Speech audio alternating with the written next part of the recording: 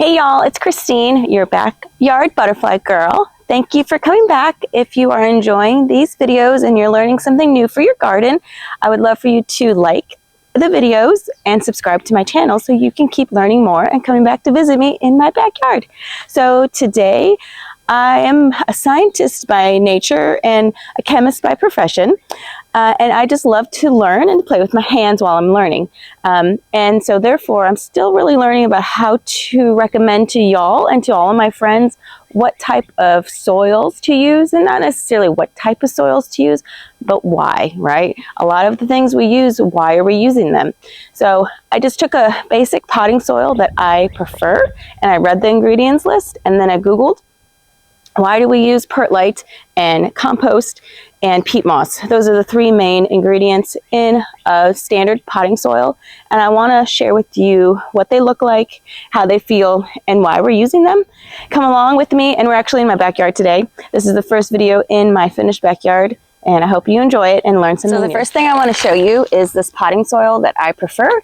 It's from Jemasco over in Paris, Texas. And you can get this at your local nursery. I've seen it at a couple of the local nurseries here in, near me. I like it because it's really fine in texture, and I think that's really helpful when you're planting in pots and when you're adding new plants to your landscape. And I will show you what it looks like inside, or what the material looks like. So it's pretty fine. It has some larger pieces of bark, but some other ones that you find in big box stores, that I've noticed that they've had larger pieces of bark in them as well. And y'all, it might storm, so I might have to finish this video another day, but I'm trying to get in what I can before the rain comes. So this is a great soil to use for your pots and for planting things in your landscape. I prefer this one, like I said, and it's already made up, right? It's already specially formulated for us gardeners. It contains perlite and compost and some peat moss too. I definitely hear some thunder, so we may need to run this stuff under my covered patio. Real quick, I'm going to try to open these bags of the materials that are contained in this formula. So I have this perlite that I just picked up from Home Depot. It looks like this. It's going to blow away because it's so fine and light in texture.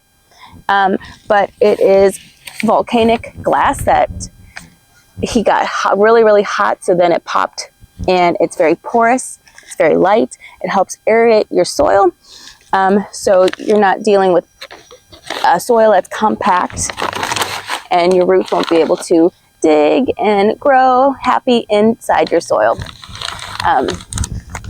So that is part of a soil mixture, is this perlite.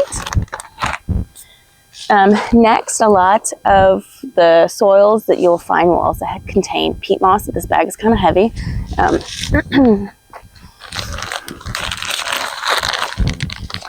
So we got this big old bag of peat moss too. And it does help aerate your soil. It helps expand your soil. And you basically add this in to compost, right? So we are going to add in to make our own soil, just to play as we learn with our hands. We add in the peat moss, we add in the perlite, and then we're going to add in some compost too, as well. The compost is a decaying organic matter, so it has a lot of good nutrients, has some nitrogen, some little bit of phosphorus, and good things that will help your plant's roots develop. I have a bucket here. Oh, and my compost just fell. I have a bucket here and my ingredients, and we're going to just play and see what we can come up with.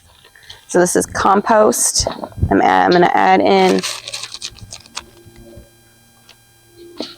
that's 3 scoops. This is 4 scoops. I'm not so sure. I might try to take out these bigger pieces of bark So this is 4 scoops with this soil scooper. Then we have some peat moss over here. So this is some peat moss. This is going to help provide aeration to your soil, so your compost is not so compact. The aeration that it provides to your soil and the water retention, it'll help your roots develop. If the soil is too compact, then your roots will have no place to go. So that was about 2 handfuls, which maybe is equivalent to 1 small scoop. I'm going based off of just my experience with other potting soils and what they look like. I'm going based off of visual, knowing that you're going to need the nutrients from your compost. You're going to need the aeration and the water retention from your peat moss.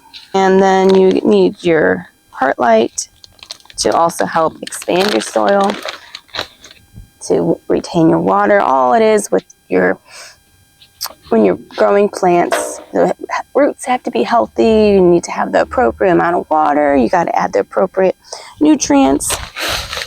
So I'm going to add in a scoop of perlite, which you probably don't even need, maybe like a half a scoop, just based off of how I've worked with potting soil before. So look at that. That looks so fun and ready to play with for potting your soils. It looks like real potting soil to me. And it feels a little looser compared to your compactness of your, how compact this compost can get. And then this thing feels lighter too, which makes sense because you have a higher density on your compost than you do on both of these, the peat moss and the perlite that you've added. So now we know, and now I know, the purposes of each of these materials that you add to your potting soil and what it feels like to add it to just compost as well. Thanks for staying, y'all, to learn what soil is made of, and I'll see you next time as we continue to learn from your backyard butterfly girl.